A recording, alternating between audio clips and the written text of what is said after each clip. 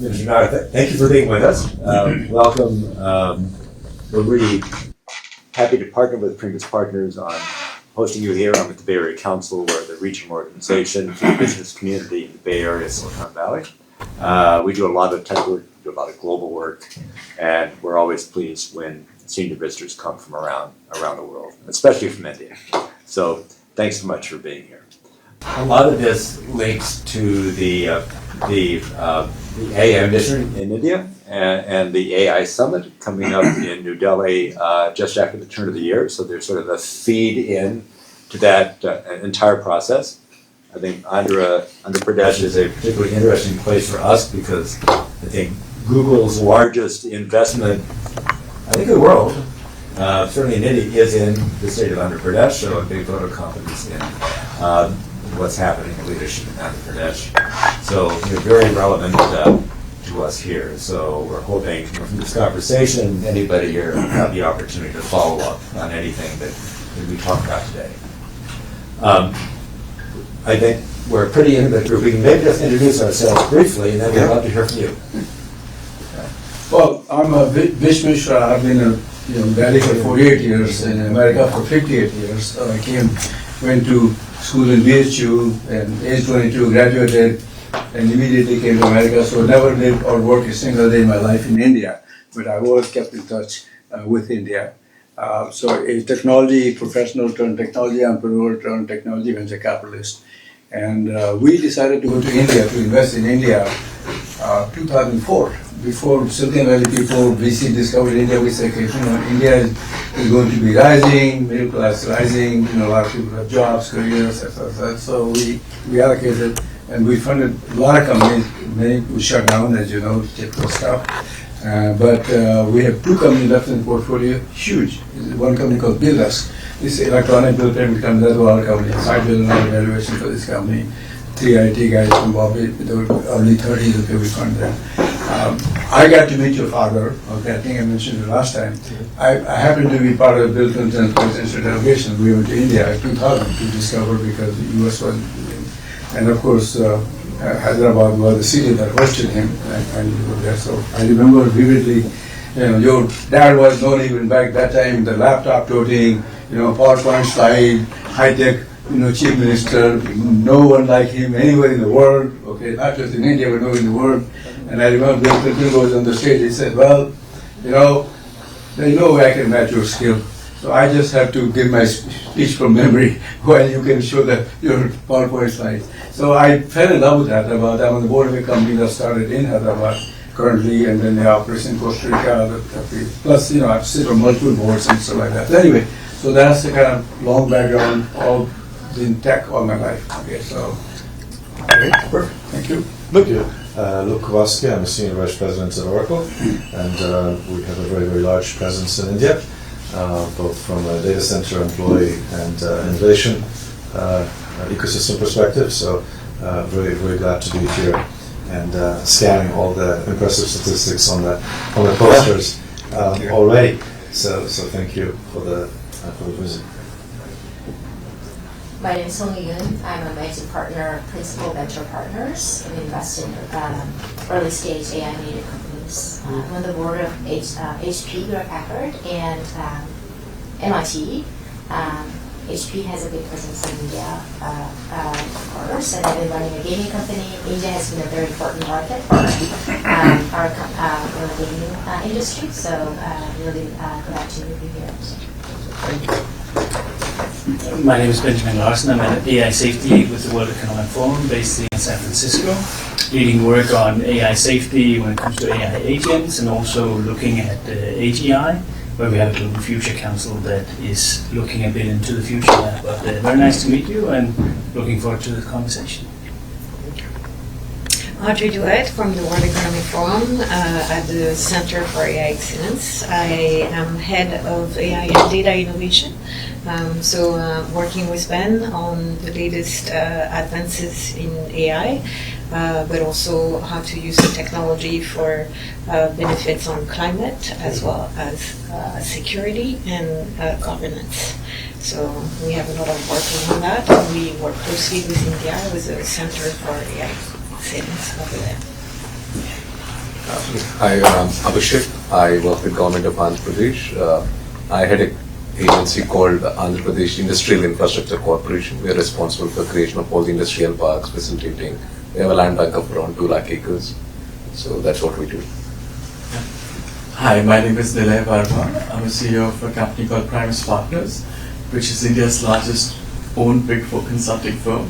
But I've spent about 20 years in Big Four consulting before this. And I think the biggest thing for me in my introduction is I work with the leadership of the government of Andhra Pradesh, which is one of the most progressive. So when you spoke about at that particular point of time, things haven't changed. He's still the chief minister who people look up to, and I guess now he also is supported very, very well by our honourable minister. And I think Google's expansion in India was really an example of how the new leadership is driving growth in our state. And we're really looking forward for today's conversation because the honourable minister has always said we need to learn how it's not about just data centers, but how the ecosystem is to be developed. And really looking forward to your inputs and thoughts. So I'm Lokesh Nara. I'm the Minister for Human Resource Development, IT Electronics, Real-Time Governance. So it's three ministries under me. A little bit of my background, I did my bachelor's at Carnegie Mellon, worked at the World Bank for 2 years, again in e-governance. No surprises there, and then 2 years at Stanford MBA. I went back to the family business for about 5 years, till my wife, who's also Stanford MBA, decided to come back and kick me out of the business. Ended up in politics, so I've been a full-time politician now for almost 13 years. So, I mean, Andhra Pradesh, the state that I represent, is one of the youngest states in India. We are about a $180 billion economy, aspiring to be a $2.4 trillion economy. That means we need to grow at a CAGR of 15% year on year. And the way we've approached this growth is a clusterization. So we have chosen roughly about 20 subjects or clusters that we believe we should focus on. Automotive, renewable energy, electronics, compressed biogas, ports, aqua, all the way up to, of course, AI, data city, and the whole ecosystem. But what excites me in these clusters is the vertical and horizontal integration. So how do I capture the entire value of the ecosystem? So an example would be is, let's take a mobile phone, right? I mean, what are all the components that go into a mobile phone? And now those components is what I call are the verticals, and who are all the guys who make them? How do we put this together? The horizontal is again my education portfolio. Education, skilling, testing, and certification. So this is the approach that we've taken as a state. So to give you a few numbers out, 9% of Kia's global manufacturing comes out of my state. About 50% of India's air conditioning is made in my state. And with the 3 new deals done, we'll be at 70% in about 24 months. Renewable energy, we are among the top 5 in the country. So now we want to be either 1, if not 2, in the sectors that we operate in. So this is in automotive, drones, space. We're doing this in electronics manufacturing. We're doing this in medical devices, pharma, chemical, IT, of course, IT services, the entire data city. So that's been a very regimented approach in the way we believe that clusters have to be built out, and that's what makes, again, Andhra Pradesh very unique. The other thing is 3 clear reasons why Andhra Pradesh is, with all humility, able to do it better than my peers. One is we have a leadership which is proven. Mr. Naidu is a proven track record. This is his 4th term, but backed by a very young team. 50% of our legislatures are first-timers. 17 out of the 25 ministers are first-timers. So I'm a second-time minister, so I'm actually one of the more senior ones in this cabinet. So that gives you an understanding of the passion and energy that we bring to the table. The second reason is speed of doing business. So what other states cannot deliver and what we deliver is speed, and on a consistent basis. So we track each and every MOU that we do. There's a proper rigorous process around it. Abhishek and his colleague Saikan both had that initiative. Everything is tracked, ensure that they're grounded, and it's a smooth journey together. Our investments over a certain number, get a WhatsApp group, and I'm on the group, and I follow up on things. So I'm on close to now 30 groups, and we have a mechanism to follow. And there are a lot of Indian business houses which are diversified. They invest across sectors. So actually I have a briefing document which gets updated on a weekly basis that I send to the promoter of those companies saying, here's the update on your projects, including the Tatas, Adanis, Ambanis of the world, right? That's the way we work. So we bring in tremendous amount of professionalism. Just to give you a few numbers, 16 months from the day I had the first Zoom call with Aditya Mittal, we're going to break ground on India's largest steel plant. 16 months. We finished the environmental clearances, the hearings are done, land is being given, R&R is happening. Next month, January, we will break ground. So that's 16 months. The conversation with Google is about 13 months. Vikas and I agreed 12 months, we took a month more. 13 months done, we announced it. We're going to break the ground around March next year after the budget is done. So Cognizant is doing one of the largest centers in my state. Conversation with Ravi happened in Jan at Davos, and we're breaking ground on 12th of this month. So pace at which we are able to get things done that India has not seen, and that positions ourselves quite well. The third reason is what I call double-engine bullet train. In India we have this term called double-engine sarkar, that is double-engine government. It's the same party at the federal level and at the state level. It brings in greater alignment. Democrats are the president and the governor has greater alignment or vice versa. Trump would like it vice versa. So we have that. But what we have is, though we are a regional political establishment, we play a very important role in the federal dispensation. And Mr. Naidu is known to positively influence policy in the interest, of course, of the nation, and the state gets a first mover advantage. Case in point, ArcelorMittal project. Case in point, what we have done with Google. And Mr. Naidu is known for it. This is his fourth term. He's done this dozens of times in his first 3 terms. So that's why we are very unique, well positioned, and that's why you hear about us a lot more in the last 18 months than any other state in India. So yeah, we are really excited. And coming to AI, and why we are here, right? So for us, we believe that the investment of Google is just the beginning. I believe it's a catalyst. Today we spent almost 2 hours with the leadership team of Google to look at how can we now leverage upon it. Of course, I want to create more jobs. How do I look at the manufacturing, the build out? You will have to replace all the servers. There's the end of life. How do you do manufacturing? So all that is my vertical bit. But a horizontal bit is how do I prepare my workforce? So how do I embrace AI? There's no point of resisting it. Change is inevitable.